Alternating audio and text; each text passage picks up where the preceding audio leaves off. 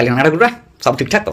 অনেকদিন পর আলিম দেখলাম যে মনটা খারাপ লাগছিল, তাই আসিয়ে যা গরম পড়েছে নাই, ওটা একদম তুলকি ধুনাটি করে দিচ্ছে না ঠাকুর।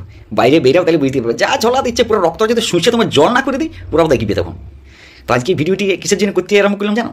ব্যাপারটি হচ্ছে যে গরমকালকে তো তোমরা তো দমে গালি গালাজ করছো, দমে গরম পড়ে গেছে, 43 ডিগ্রি হয়ে গেছে, 44 ডিগ্রি হয়ে গেছে, 67 ডিগ্রি হয়ে যায়, পাথরগুলি পুরো ফুটে বরবাদ করে দিল, মোচাড়ি ফেলে দিল, তুলকে ধুনা করে দিল।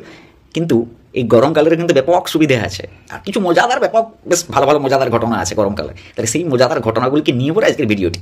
তাই শুনো, তাইলে বলি, তাইলে রাতের বেলা তুমি ঘুমাচ্ছ, একা তো ঘুম ফুম রাতের বেলা কোনো কিছু হয় নাই, ইপাস উপাস ধপাস যা করে যা করিবে করো, ঘুম কিন্তু কোনো প্রকারে আসবে না, যা সব কিছু চলে আসবে কিন্তু ঘুম কোনো প্রকারে আসবে না। এবার ধরো তুমি ঘুমাচ্ছ, সোজা হয়ে ঘুমাচ্ছ, দিয়ে তখন দেখবে যে পিঠের দিকটা চিটে বসে আছে। এবার তুমি ধরো পাশ ঘুরিয়েছো, ডান দিক ঘুরলে তখন দেখবে বাঁ পাশ চিটে গেছে, বাঁ পাশ ঘুরলে তখন দেখবে ডান দিক চিটে বসে আছে। মানে চিটচিটানি ভাব কিন্তু একটা গ্রীষ্মকালে থাকবে, গে যাই হোক অন্য কিছু ভেবে লিও না, চিটচিটানি ভাব যে ঘামের চিটচিটানি ভাব কিন্তু একটা বেশ ভালোই থাকবে। এরপরে ধরো বাড়তি সুবিধা কী জানো?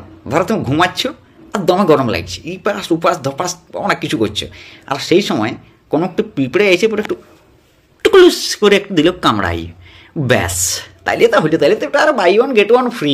এত গরম এদিক এদিক চিটচিটানি ভাব, তারপরে এসে পিঁপড়ে একটু টুকুলুস করে যদি দেই নেই, তখন এই যত যা রাগ আছে ফর সারা দিনের পরে পিঁপড়াটের পরে যাবো, সালাম কুত্তার বাচ্চা পিঁপড়ে আমাকে তুই কামড়াবি, ভাবো তাইলে তখন ওই পিঁপড়াও হয়ে যাচ্ছে কুত্তার বাচ্চা। তাহলে এটা গরমকালে ছাড়া এখানে কোথায় বুঝতে পারছি পিঁপড়ে আবার কুত্তার বাচ্চা হয়, পিঁপড়ে হয় পিঁপড়ের বাচ্চা শুনেছিলাম, পিঁপড়ে আবার গরমকালে আবার কুত্তার বাচ্চা হয়ে যায়। আর এই বাবারি বাবারি বাবারি। এরপর হচ্ছে ধরো তুমি কোনো একটি কাজ করছো, দমে ঘাম দিচ্ছে, এখন তো একটু আইখানটাকে গেলে পরে মানে একটু বাইরেটা বেরিয়ে গেলে, একটু যদি উঠানটা বেরিয়ে যায় তাহলেই তো ঝর ঘাম শুরু।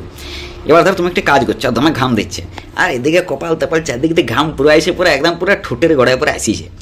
আর সে ঠোঁটের গোড়ে আসার পরে যদি একদম পুরো জিভ দিয়ে যদি আমরা চাটিয়ে দেবো, ও হো হো হো, সেটার কি স্বাদ! আচ্ছা একটা নোনতা বিস্কুটের চেয়েও ভালো স্বাদ, নুনে নুনে যে স্বাদ এনে তখন মনে হবে না যে কোনো ওয়ারেস খাই, ওইটাই চাটিলেরই হবে। ঘাম বেরোচ্ছে তো কী হচ্ছে, চাটি পরে আমি আরও ভিতরে নুনকে ঢুকাই নিলাম, নুন বেরোচ্ছে আবার নুনকে ভিতরে দিলাম ঢুকাই।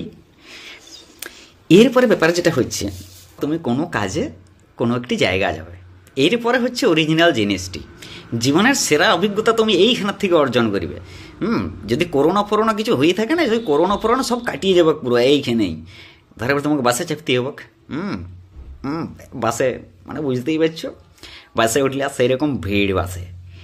এরপরে ধরো বাকিটা বুঝতেই পারছো, বিভিন্ন ধরনের যে গন্ধ, সেই গন্ধ সম্পর্কের বাসে যদি না চাপিয়েছো তাহলে কিন্তু গ্রীষ্মকালে তুমি মজাটাই পাবে না। আর বাসে অতি অবশ্যই গ্রীষ্মকালে একবার চাপবে, অতি অবশ্যই। অন্নপ্রাশনে তুমি কী খাইছিলে তুমি যদি মনে না থাকে, বাসে না উঠলে কোনো প্রকারে বুঝতে পারবে না, তার কারণ অন্নপ্রাশনে ভাত তো উঠেই যাবে ওইখানে উঠলে পরেই।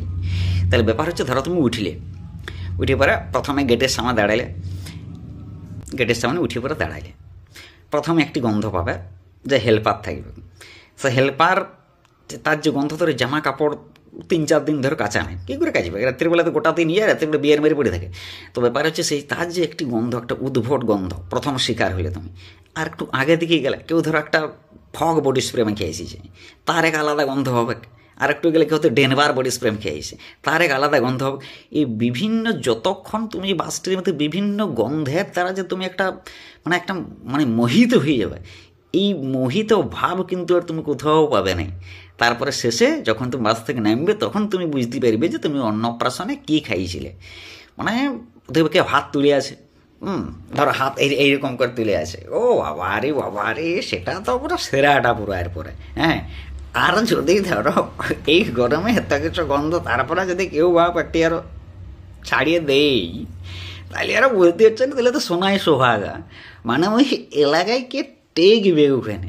আর জীবনের সেরা অভিজ্ঞতা, এই অভিজ্ঞতা জীবনে কখনো ভুলি মানে দ্বিতীয়বার থেকে মনে হবে কিছু করলে বাসে যাবে, কোথাও যাই মনে হবে দরকার হাঁটি চলে যাবো বা টোটোর ছাদে চলে যাবো, তাও আর বাসে কোনোদিন যাবো নেই।